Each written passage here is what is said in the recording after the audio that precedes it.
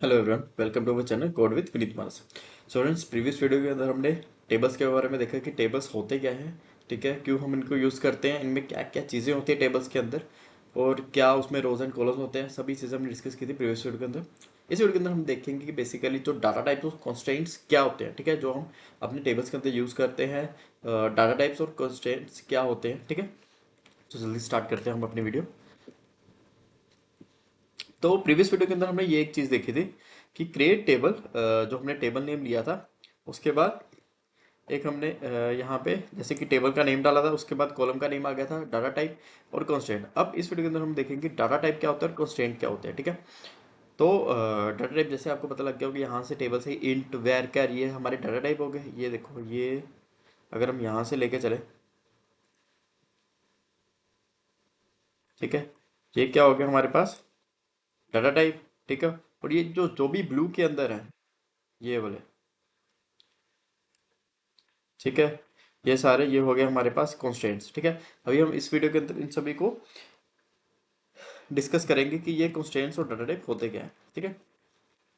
अब basically data types क्या होते हैं। Data types specify a particular type of data like integer, floating points, Boolean. It also identifies the possible value for of your of that type.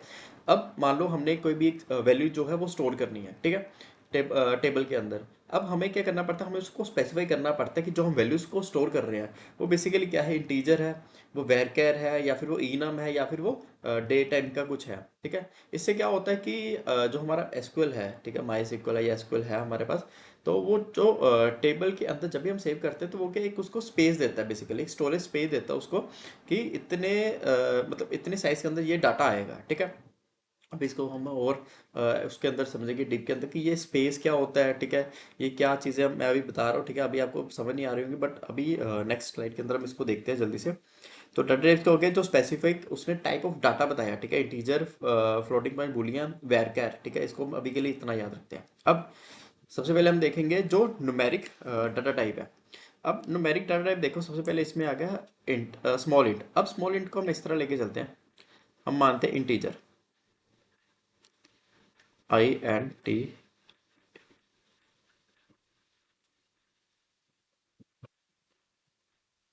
Integer, ठीक है। तो integer क्या होगा, numeric value होगी, जैसे हमारे पास 0, 1, 2, -3, -4, मतलब कि माइनस से लेके पॉजिटिव वैल्यू जितनी भी होगी, इन सभी को हम कहते हैं इंटीजर वैल्यू, ठीक है। अब स्मॉल इंट का मतलब क्या हो गया कि जब हमारे पास ये जो इंटीजर है, ये कहाँ से लेके कहाँ तक हम इसको वैल्यू असाइन करेंगे। अब मान लो इसकी it is small integer that can be signed और unsigned too, it can be signed और unsigned if the signed allow range is from -3 to 768 to 3 to 767, ठीक है। मतलब ये -3 to 768 से लेके 3 to 767 तक हम इसके अंदर नंबर स्टोर कर सकते हैं, ठीक है। अब इसमें आप कौन कौन से आ गए, 0 up to 10 तक आ गए, ठीक है, माइनस से लेके इतने तक, 3 to 767 तक ये आ गया हमारे पास नंबर, मतलब कि -5 डिजिट से लेके 3 to 768 से 3 to 767 तक हम इसमें नंबर जो है वो स्टोर कर सकते हैं। आगे आ जाता है मीडियम इंट, ठीक है, जैसे कि पहला था स्मॉल इंट, बल्कि small small integer. Medium int मतलब उसकी जो रेंज है वो इंक्रीज होगी। अब मीडियम इंट के जो अंदर रेंज है वो कहाँ से लेके कहाँ तक है, -8388 608 से लेके 8388 607 तक, ठीक है। मतलब उसकी जो रेंज है वो बढ़ा दी। अब हमें ये स्पेसिफाई क्यों करना पड़ता है, बेसिकली अब होता क्या है कि टेबल के अंदर जब भी हम एक डाटा टाइप को, मतलब जब भी एक वैल्यू को असाइन कर रहे होते हैं कुछ, तो उसके अंदर ना ऐसे कुछ करके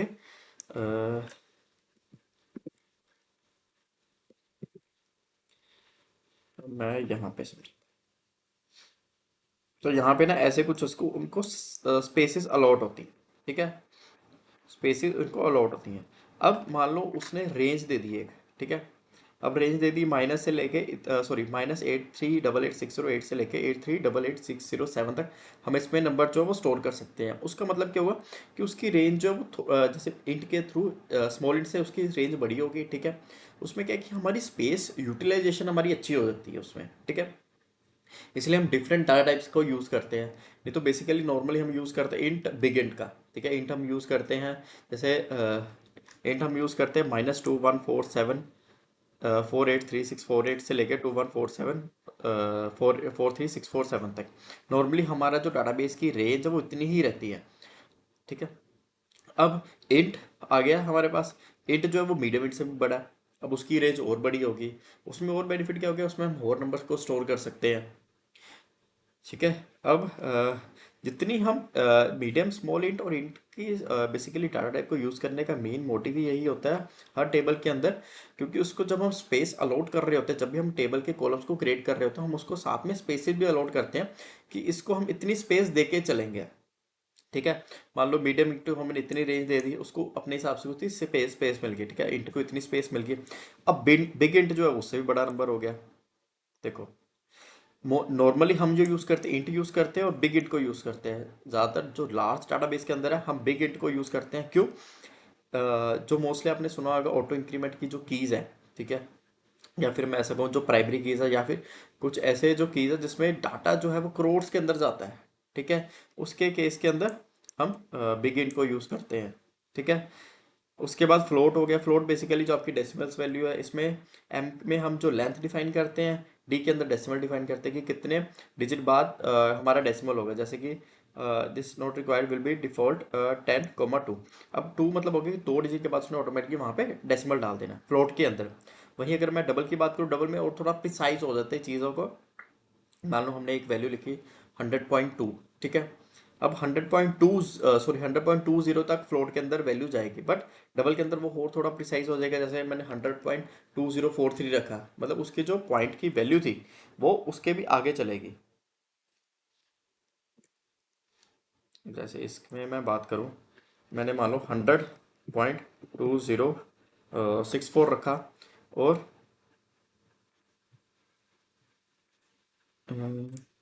हाँ, सॉरी, फ्लोट के अंदर हमारे पास क्या आ जाएगा, 100.20 तक। ठीक है।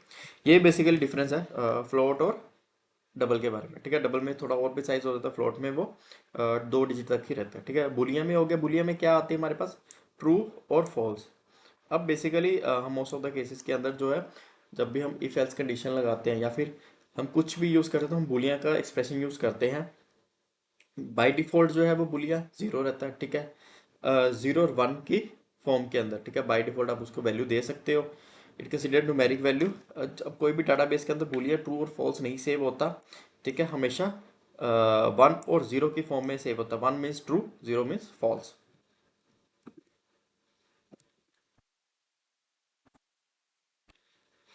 अब आगे हमारे पास स्ट्रिंग के डाटा टाइप। अब स्ट्रिंग क्या होता है बेसिकली, जिसमें हम अपने करेक्टर्स को भी स्टोर कर सकते हैं।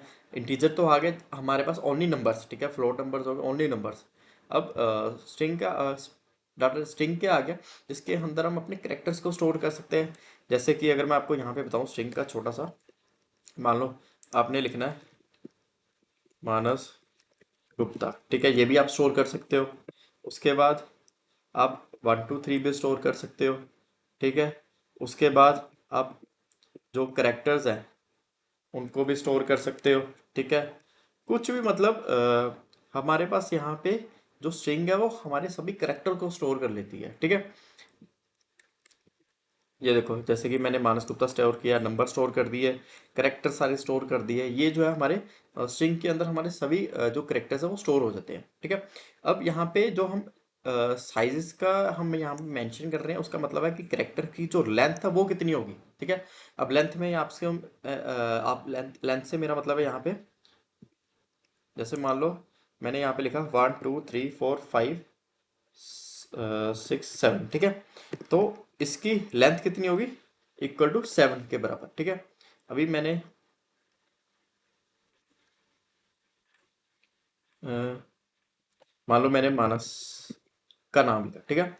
तो मानस का नाम कितनी लेंथ के बराबर हुआ, अब देखो, 1 2 1 2 3 4 5 6।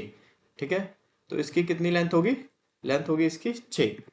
ठीक है। इसको हम कहते हैं बेसिकली लेंथ, करेक्टर्स की बात। ठीक है। अब करेक्टर्स एक हमारे पास आता है स्ट्रिंग के अंदर character size, CHAR, character size.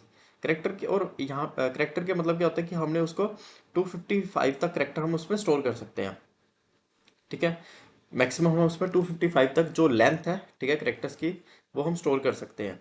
ठीक है। जैसे इसमें हम 7 लेंथ है हमने ले ली, इसमें हम 6 की लेंथ लेके चले, तो इसमें हम 255 तक करेक्टर्स जो है वो लेंथ हमें स्टोर कर सकते हैं। अब आगे वेर कैर, वेर कैर भी 255 स्टोर कर सकते हैं, पर वेर कैर और करेक्टर में क्या डिफरेंस है।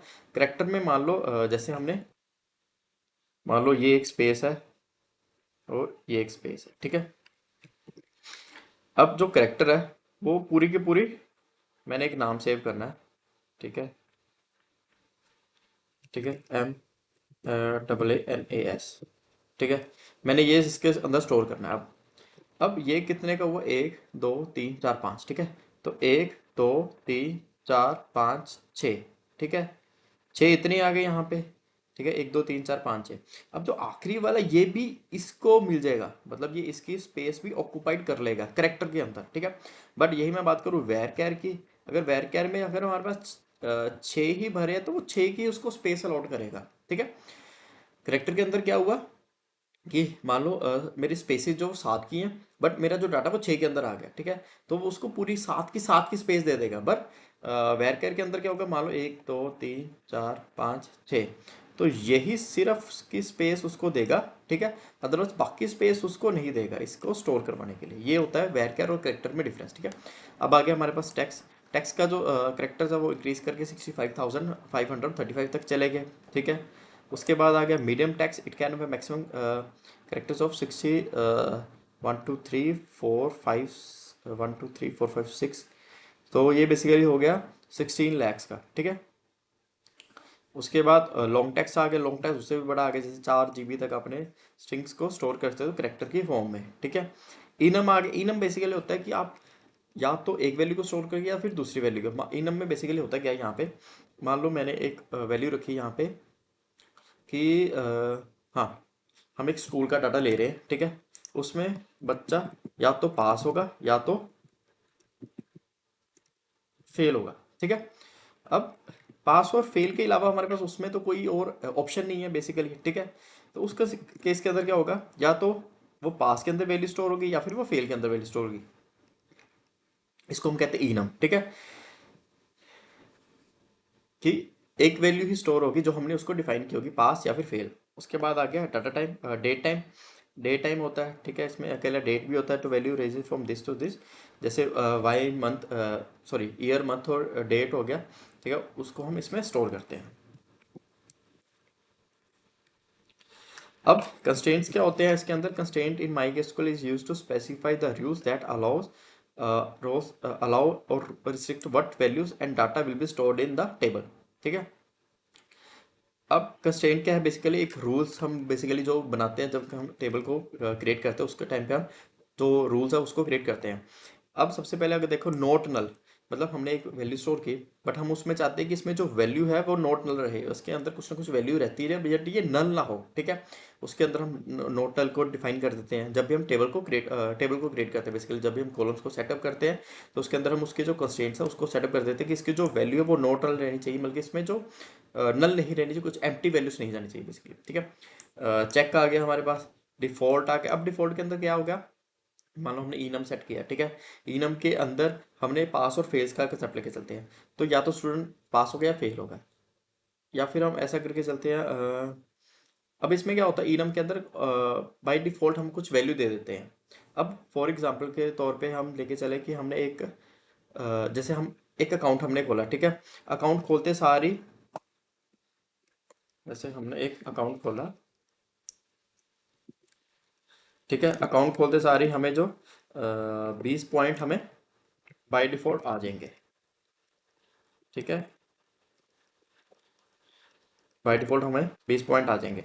अब ये जो 20 पॉइंट है जो बाय डिफॉल्ट आ जाएंगे, ये हम यूज़ करते हैं बेसिकली डिफॉल्ट मेथड की वजह से। अब अगर हमने एक अकाउंट क्रिएट किया, ठीक है, तो हम उसमें कोई वैल्यू नहीं डालेंगे, तो बट बाई डिफॉल्ट वो कितने डाल देगा, 20 डाल देगा। इसको हम कहते हैं डिफॉल्ट, ठीक है। प्राइमरी की हमने प्रीवियस वीडियो के अंदर देखा था कि प्राइमरी की क्या होती है, बेसिकली यूनिक की होती है, जो सभी रोज को डिफरेंशिएट करती है एक दूसरे से, ठीक है।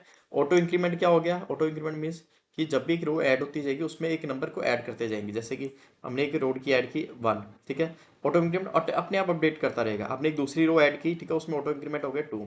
हमने एक तीसरी रो ऐड की, उसमें ऑटो इंक्रीमेंट हो गया 3।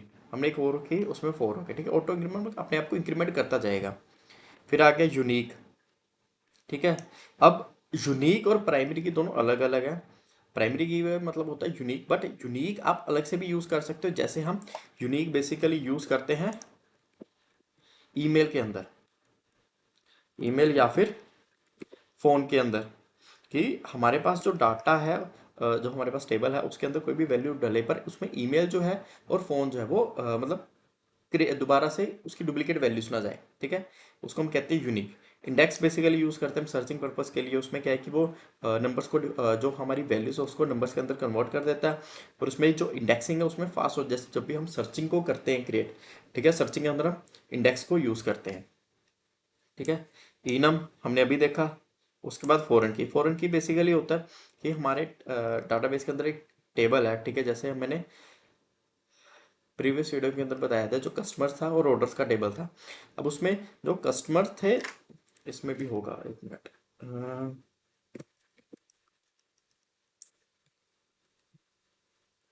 ये वाला, ठीक है। इसमें हमने देखा था जो फॉरेन की थी वो बेसिकली ये थी, जो कस्टमर्स टेबल के अंदर जो आईडी बन के आई थी, और ऑर्डर्स टेबल के अंदर वो एज अ क्या ट्रीट कर रही थी, फॉरेन की। ठीक है, सेम जो प्रोडक्ट की आईडी थी वो इसके अंदर फॉरेन की चलेगी, कस्टमर आईडी, ये सारी की सारी जो है वो फॉरेन की है। ठीक है, मतलब कि दूसरे टेबल के अंदर जो पिछले टेबल की है उसको हम यूज करते हैं एज अ फॉरेन की।